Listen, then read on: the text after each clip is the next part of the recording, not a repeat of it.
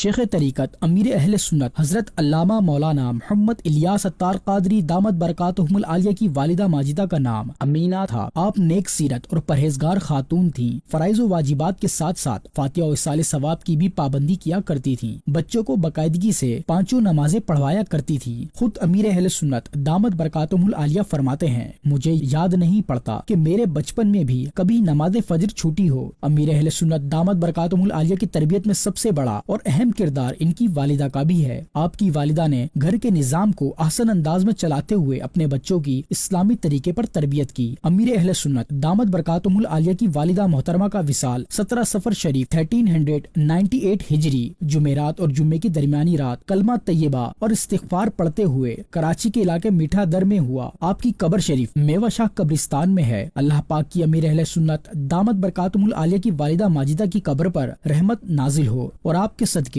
ہماری بے حساب بخشش ہو۔